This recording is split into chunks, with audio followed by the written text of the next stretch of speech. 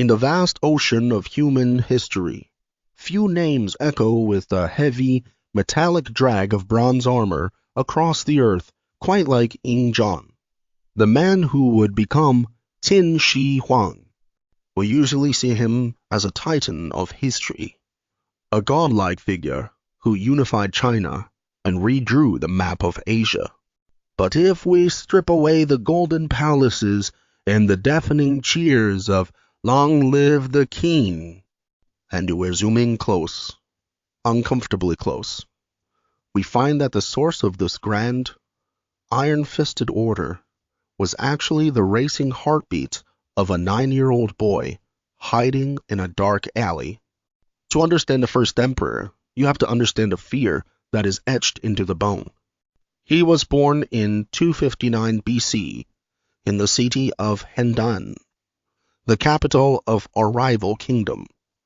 It wasn't a nursery, it was a slaughterhouse. Just a year before his birth, the two most powerful states had engaged in one of the most ruthless gambles in history. After the massive battle, 400,000 soldiers of the city he lived in were buried alive by his father's people. Imagine being a child with the blood of the enemy in your veins, born in the very heart of the city that smells of grief and absolute hatred for your kind. For young Ying Zheng, the world was never in color. It was the glint of a spearhead, the murderous whispers of neighbors, and the hand of his mother, Lady Zhao, pressed tightly over his mouth in the middle of the night so he wouldn't make a sound. In psychology, we call this chronic stress. When a child grows up like this, their brain physically changes. Their fear center, the amygdala, becomes hyperdeveloped. He didn't learn to love. He learned to surveil. Every step in the streets of Handan was a potential trap. This absolute lack of safety became the primary color of his soul. Then came the trauma of abandonment. His father, a royal prince, escaped back to the safety of his home kingdom to claim the throne, leaving his wife and young son behind to face the enemy's blades. Being discarded by the one person meant to protect you destroys your capacity for trust. It planted a seed of paranoia. If even blood is this fragile in the face of power, then nothing is sacred. This psychological wasteland created a desperate craving for compensation. If the world is chaotic, hostile, and uncontrollable, the only way to survive is to become the one who writes the rules. His obsessive, compulsive need for order wasn't just about politics, it was a survival mechanism. He thought, if I can standardize everything, if I can make everyone follow my exact commands, if I can eliminate every uncertainty, then, and only then, will I be safe. When 9-year-old Ying Zheng finally began his journey home to the kingdom of Qin, he wasn't just a boy anymore. He was a precision engine warming up. He didn't look at people with curiosity, but with a cold calculation of risk and reward. He was going to spend the rest of his life building a wall, not just the Great Wall made of stone, but a psychological fortress. He was going to prove to the world that once he held remote control, no one would ever make him feel small again. The long journey home didn't bring warmth. When the massive black walls of the capital city, Xiangyang, appeared on the horizon, the boy's world simply shifted from a chaotic street of enemies to a high-walled labyrinth of stone and hierarchy. At 13, he was placed at the center of power, wearing a heavy crown and standing on cold bricks. But the void of insecurity inside him only grew larger. At court, he was surrounded by two suffocating shadows. The first was the ghost of his father, the man who had abandoned him. The second was Lu Buwei, the prime minister and a billionaire merchant who had essentially bought a throne for Ying Zheng's family. Lu Bui didn't teach the boy about kingly virtue. He taught him the logic of the market. He taught him that power isn't divine, it's a commodity. It's a business that can be calculated, leveraged, and traded. This merchant politics performed a dangerous surgery on the boy's mind. Ying Zheng began to believe that human connections don't exist, only transactions. Lu Bui was like a programmer, installing the primal code into the young king. Every loyalty has a price. Every rebellion has a cost. But soon, Lu Bui's protection felt like a prison. He tried to tame the young king with philosophy and moderation. To Ying Zheng, this was just another form of oppression. He was the king of 10,000 people, yet he couldn't even choose what he had for lunch. This gap between his title and his actual lack of control made him loathe the word puppet. At the same time, his mother, Lady Zhao, betrayed him once more. In the lonely corridors of the palace, she sought comfort in a scandalous affair with a man named Lao A. To the young king, this wasn't just a scandal. It was a total collapse of his remaining trust. His mother, his only ally in the dark streets of Handan, had chosen her own desires over his dignity. This double betrayal, the cold commercialism of his father figure, and the moral collapse of his mother pushed Ying Zheng to the extreme. He realized he needed something harder, colder, and more absolute than Lu Bui's negotiations. He began to secretly study the legalist French thinkers who emphasized absolute obedience and total punishment. A blueprint of Ion began to form in his mind. It wasn't a business deal anymore. It was an automated system of judgment. The child, who once hid from arrows in the streets, was now sitting in the deepest darkness of the palace, watching the world. He had learned all the merchant's tricks, and he was ready to use them to bury the merchant's era. He decided that for the empire to be safe, it had to become a single input system. No merchants, no parents, just one supreme voice. At 22, Ying Zheng stood at the edge of his most dangerous cliff. In his culture, this was the year of his capping ceremony, the official transition to adulthood. But in his mind, this wasn't just a ceremony. It was a psychological patricide. When his mother's lover, Lao A, attempted a coup to put his own illegitimate children on the throne, the trigger was pulled. The abandonment trauma from his childhood was instantly activated. Ying Zheng didn't just suppress the rebellion, he performed a systemic purge. He showed a coldness that terrified a court. He tore away the mask of his mother's fake affection and exiled her forever. For Lao A, he used the most extreme violence possible, a total destruction of the body as an act of revenge against uncertainty. Then he turned to Lu Bui. He didn't argue with him. He used a terrifying silence to drain the political oxygen around the man who called himself the king's uncle. 还不是陆不韦演出了空诺 until the great merchant, staring at a cup of poison, realized he had raised a hawk that refused to be tamed. Ying Zheng had now cut every emotional tie to his past. He realized that motherly love could rot, and mentorship had a price tag. The only thing that wouldn't betray him was the absolute sword in his hand. He became a political symbol without a single emotional weak point. He began to crave a godlike solitude. As Lu Bui's carriage left the capital, and his mother's cries faded into the deep palace, Ying Zheng stood in the empty hall and felt a strange, quiet peace. The loss of control that had tortured him since childhood was finally cured, but the price was an ice wall around his heart, thicker than the city's ramparts. From now on, his world had no discussions, only directives.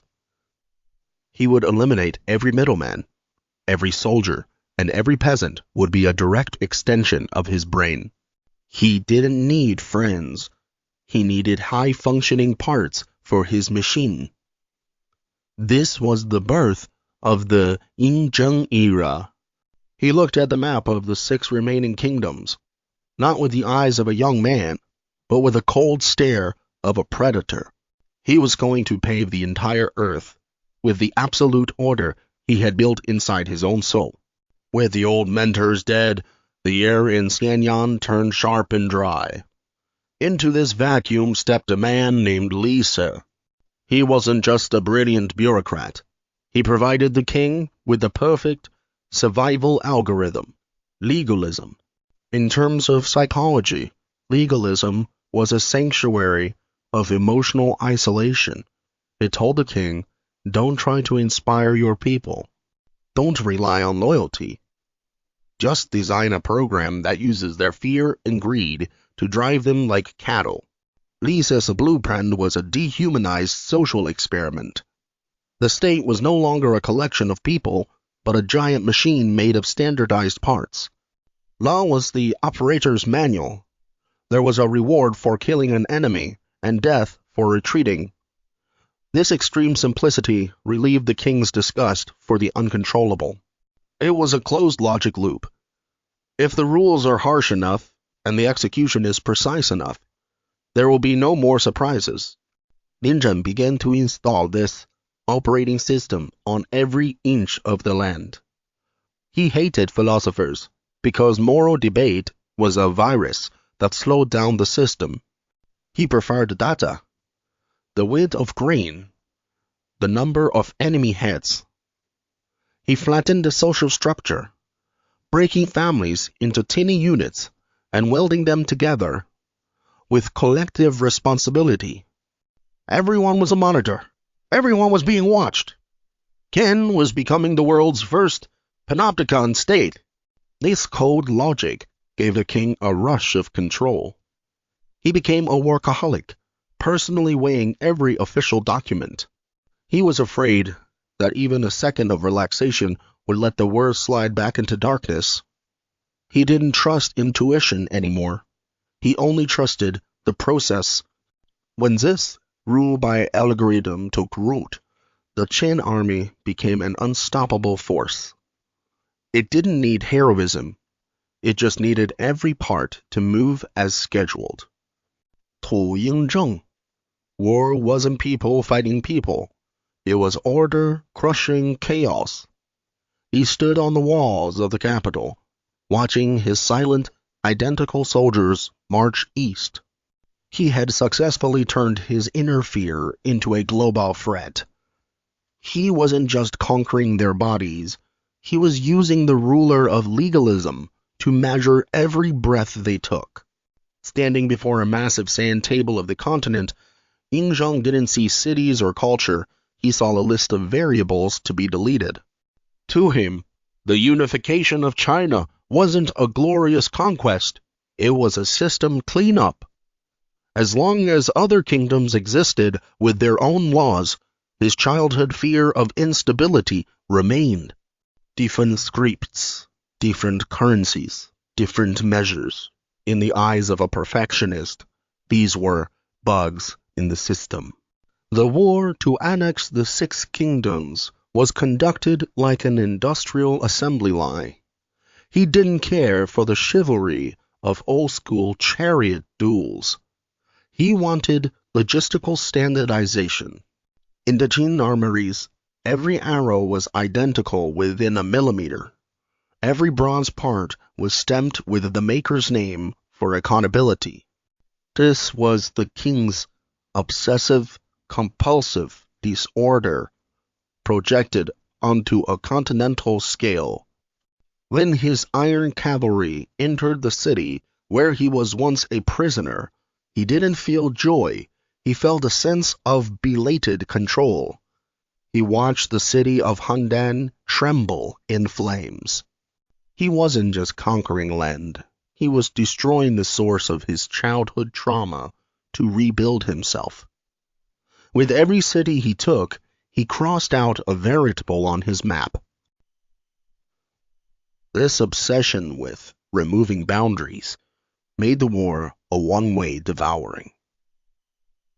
He refused to negotiate. Diversity meant risk. He used a cold mathematical logic to calculate the resources of his enemies and find the gaps in their defenses.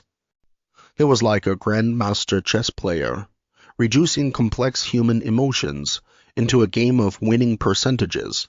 Over 10 years of war, Ying Zheng became more of a processor than a man. He could sacrifice an entire army without blinking if the data supported it. In his world, life was quantified into grain and labor. This disregard for the human was his hardest armor against his own vulnerability. If he could treat the whole world as chess pieces, he would never have to feel like a person and thus a victim again. When the last kingdom fell, the era of feudalism collapsed. Ying Zheng stood on the peak of the sacred Mount Tai, looking down at a continent that finally belonged to him. But the victory didn't bring peace. Instead, he felt an even deeper loneliness. He had removed the physical borders, but he realized the people he conquered still held onto their own memories and traditions. These invisible borders were his next target. The war wasn't over. It had just shifted from the destruction of the body to the reformatting of the soul. Ying Zheng realized that while he owned the land, the empire was still fragmented in the mind. To a ruler raised in extreme insecurity, difference is synonymous with conspiracy. If people use different scripts, they can plot in the shadows of miscommunication. If they use different weights and measures, they can cheat the system. He decided to format the continent like a giant hard drive. A hurricane of standardization swept across the empire. He issued a decree. All local scripts were abolished. Every document had to be written in a new, rigid, and standardized script called small seal script. This was a cognitive purge. By forcing everyone to use the same symbols, he severed their emotional ties to their old homelands. Sitting at his desk, watching the reports arrive in uniform handwriting, he felt a deep, obsessive satisfaction. The empire was becoming transparent. This craving for consistency extended to every corner of the material world. He decreed that all carriages must have the exact same axle length. This way, the highways of Qin, straight as arrows, could transport the king's will to the ends of the earth instantly. He melted down the diverse currencies of the old world and replaced them with a single circular coin with a square hole in the center.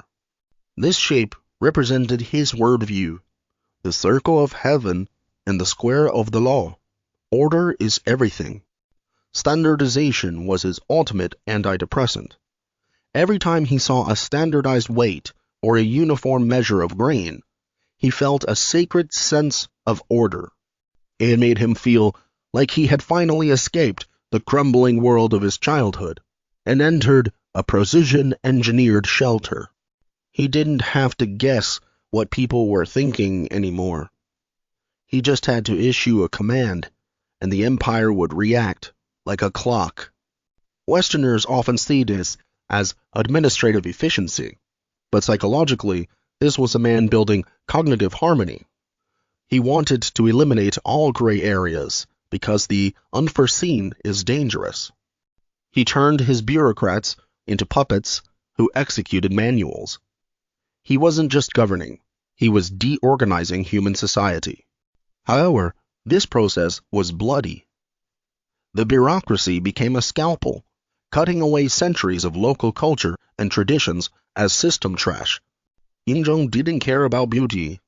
He only cared if the line of order was perfectly straight. He had succeeded in making every wheel turn in the same rut and every pocket hold the same coin. But in doing so, he was turning his empire into a cold, lifeless steel tomb.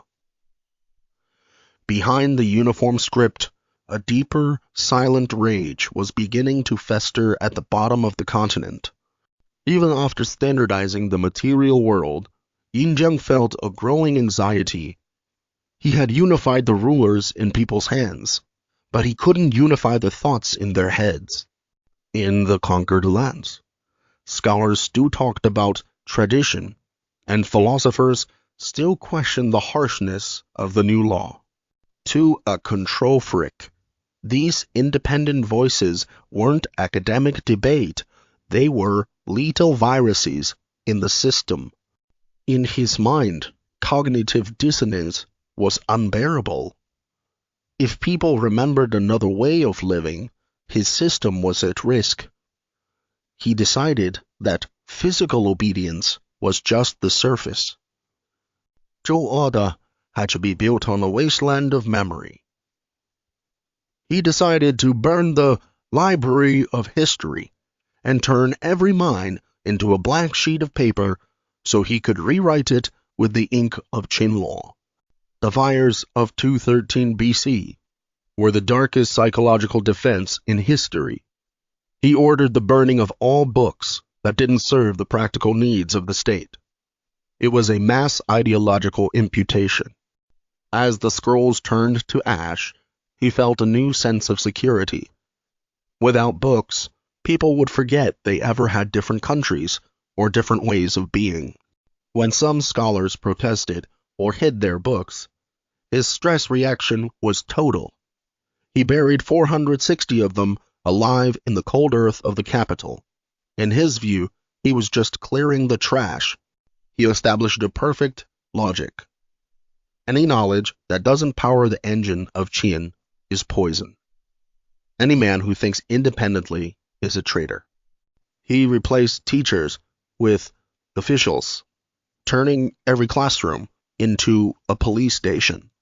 This scorched earth policy for the mind revealed a king's extreme weakness. A truly powerful ruler isn't afraid of questions, but a prisoner of childhood trauma is afraid of every rustle in the wind. He wanted his subjects to be like his terracotta army hod shells with empty heads, all facing the direction he pointed. But the sparks of thought can't be buried with dirt. Even as he sat in the palace late at night, looking at his uniform documents, he felt a silent mockery behind the ink. He had closed the mouths of the world, but he couldn't stop their ears from listening to the echoes of the burned civilization. The fear that human hearts are unpredictable became his greatest nightmare. The more he tried to build a fortress of thought, the more he felt himself being locked into a prison called loneliness. Ying Zheng's crimson pen never stopped moving across the mountains of bamboo reports. He had burned the books, but he knew the sparks of rebellion still lived in the quiet afternoons of the villages and the whispers behind closed doors. He needed a gaze that could penetrate every kitchen and every bedroom. He implemented the collective responsibility system. In his logic, humans aren't trustworthy. Only fear is a permanent glue. He organized every household into groups of 5 and 10. If one person committed a crime or even a small mistake, and the others didn't report it, the entire group was executed. This destroyed the last shred of human warmth and trust. Every citizen became a sensor, a surveillance camera ready to betray their neighbor to save their own skin. You didn't look at your neighbor with curiosity. You looked at them with terror. Because in the logic of Qin law, silence is complicity. Ying Zheng didn't need a soldier at every door. He made everyone their own jailer. This universal distrust poisoned the foundation of society, turning the continent into a wasteland of isolated individuals responsible only to the state. He found a godlike thrill in this.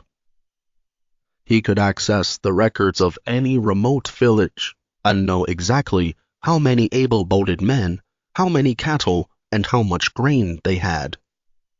He was trying to turn human society into a production factor that could be calculated and predicted.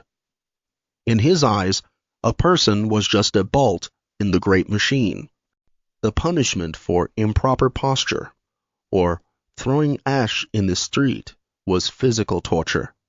This total social remodeling turned the people into flesh and blood robots who only knew how to execute commands.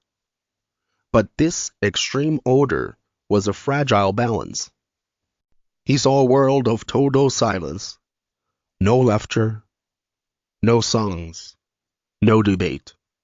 He was satisfied, but he was also a prisoner of his own system. He had to keep increasing the fear, because if the level of terror dropped, the whole thing would shatter. He became obsessed with numbers. Taxis and forced labor reached the physical limits of human endurance. He watched miles of laborers chained together and felt a mania for efficiency. To him, their suffering was just friction in the pursuit of his grand goal. He was no longer a ruler. He was a mad scientist in a laboratory, increasing the pressure to see how much human will could be compressed before it broke. The landscape of China was being forcibly reshaped by an iron wheel. Ying Zheng stood on his balcony, looking at the gray dragon stretching across the spine of the earth, the Great Wall. This was a project of blood and fear. For him, this obsession with mega projects wasn't just for defense. It was an altar to fight his own sense of nothingness. Psychologically, this size mania comes from a lack of empathy. The smallness he felt in the alleys of Handan turned into a hunger for expansion. He wanted to conquer nature itself. He wanted to leave marks on the earth so big they could be seen from the heavens. Hundreds of thousands of laborers were treated as carbon-based fuel for his dreams. Life became an endless cycle of forced labor. Beyond the wall, there were the straight roads and the massive Yipang Palace. He demanded that all architecture be overwhelming and symmetrical. He wanted every person to feel completely insignificant in the face of these wonders. This was a psychological compliance test. He was filling the security void in his soul with stone. But behind the glory was a dehumanized machine. If a man died at the wall, the system simply plugged in a new part. Ying Zheng, sitting in his palace, couldn't hear the screams in the wind. He only saw the progress reports. He had lost touch with humanity and entered a hallucination of data. He thought, if the wall is high enough, the system is safe. If the road is straight enough, my will is instant. His defense expansion logic was simple. The more walls he built, the deeper his inner fear. He was trying to compensate for the lack of love and trust he never received as a child. By conquering the physical world, he was rebuilding the world in his image. He wasn't just an emperor, he was a god in the ruins, reshaping mountains and valleys by decree. Life's overheating of the empire forced the state to squeeze every drop of blood from the people. Every brick in the wall hid a broken family. Every mile of road meant a bankrupt village. He rode in his luxury carriage at high speed, feeling the wind, but he didn't realize the wind smelled of despair. He had turned the land into his personal art piece, but it was an art piece built on a mountain of spines. The Great Wall was no longer a symbol of power. It was a ticking time bomb of suppressed rage. When the empire reached its physical limits, Ying Zheng fell into a pathological restlessness. The palaces he built as shelters now felt like cages. To a man who spent his life fighting uncertainty, the greatest fear was the invisible world. He couldn't trust the reports anymore. He had to step onto every inch of land himself to check if the order was still there. He began the Imperiators, 5 massive, terrifying expeditions with thousands of guards and miles of carriages. In psychology, this was compulsive checking. Like a man who has to check if the door is locked 100 times, Ying Zheng had to check if his empire was still obeying. But reality fought back. In 218 BC, in the mud of Zhangliang, a 160-pound iron hammer was thrown at his carriage by an assassin. It missed him, but the sound of the carriage splintering caused a psychological earthquake in his mind. He realized that even with the walls and the laws, there was still a lethal variable hidden in the eyes of his subjects. He fell into a state of extreme hypochondria. He ordered a 10-day nationwide manhunt, filling the air with a poison of suspicion. The shadow of assassination never left him. He became a recluse, building secret tunnels between 270 palaces. No one was allowed to know which room he slept in. He turned himself into a ghost, thinking that being invisible meant being safe. But this physical hiding only deepened his isolation. He became a symbol in the shadows, disconnected from the real world.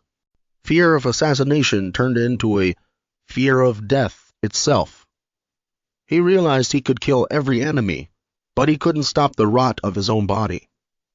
Every white hair was a rebellion he couldn't execute. Death was the final, uncontrollable variable.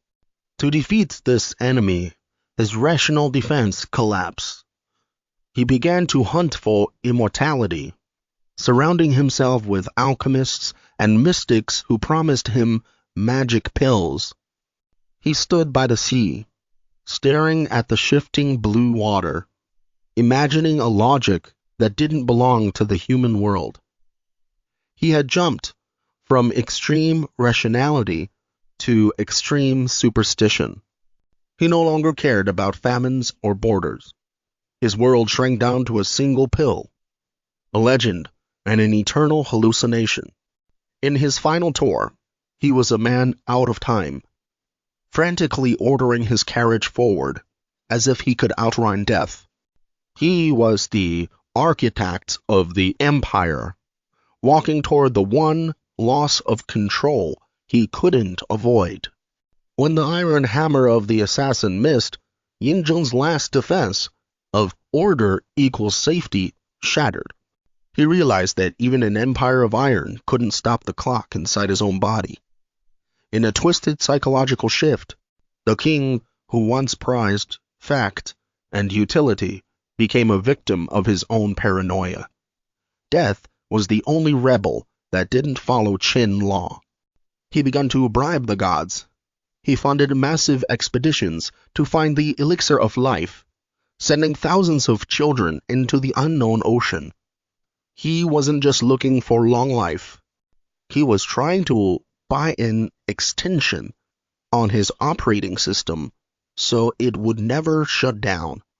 In his private rooms, his desk was no longer covered in government documents, but in toxic pills made of mercury lead, and arsenic.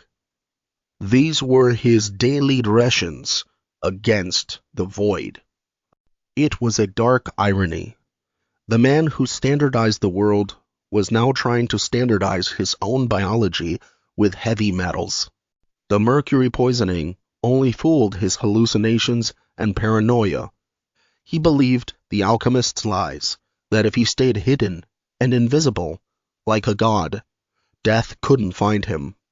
This survival anxiety paralyzed the empire.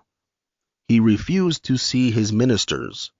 He moved through his palaces like a phantom. He was trapped in an information cocoon of poison and myth. In his mercury-warped brain, the administrative logic of the state was replaced by supernatural fear.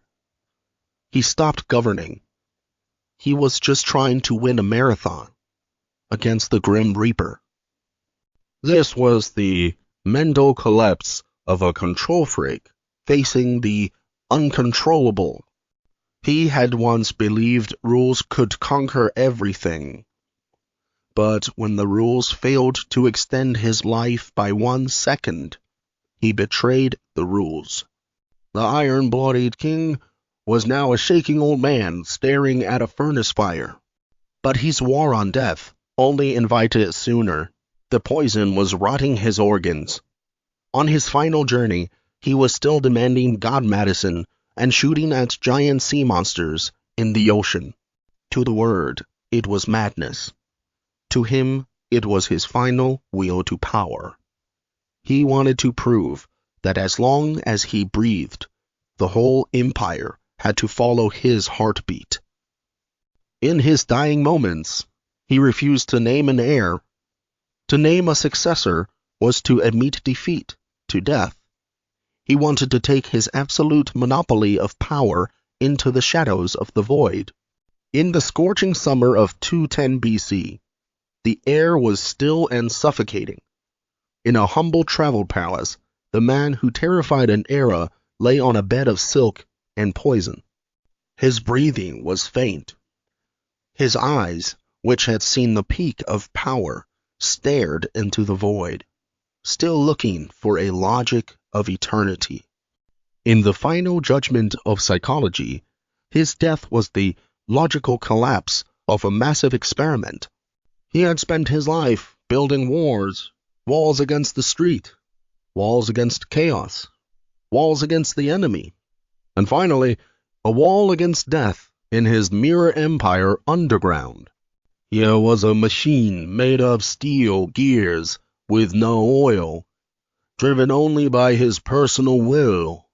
With his last breath, the iron logic of Qin cracked. The most ironic betrayal happened in the rot of his own body. To hide his death, his officials piled crates of rotting fish onto his carriage to hide the smell of the emperor's decomposing corpse. The man who obsessed over purity and standardization returned home in the cloud of filth and lies. The world he tried to turn into an algorithm ended him with the most chaotic human desires. But Ying Zheng didn't really leave. He moved his will underground. In the depths of Mount Li, he built a mirror universe. He used mercury to create flowing rivers and oceans, and jewels to create a permanent sky of stars. He had thousands of terracotta soldiers to guard him. This wasn't just a tomb. It was his ultimate compensation.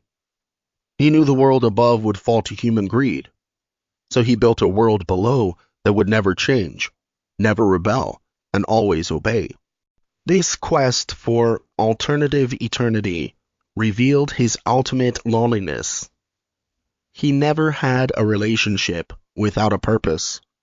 He never had a peace that didn't require armor. He turned a corner of the earth into a prison, and then locked himself in the most secure cell at the center of the world. As the heavy stone doors closed and the workers were buried alive, Ying Zheng finally achieved the absolute silence he craved. But extreme order is a fuse for destruction. Only 3 years after he closed his eyes, his eternal empire collapsed in a roar of rebellion. The people he treated like parts exploded with a primal life force. His straight roads became highways for the rebels. His Great Wall became the background of his collapse. He built everything except empathy, the very air that a civilization needs to breathe. Today, when we stand by the terracotta pits and look at those thousands of mud faces, we still feel that chilling pressure. That is the genetic code Ying Zheng left the world, an obsession with unity and the temptation of standardization.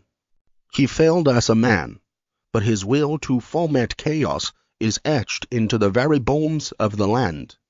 He won because his will crossed the border of death, but he lost because he never defeated the fear planted in that 9-year-old boy.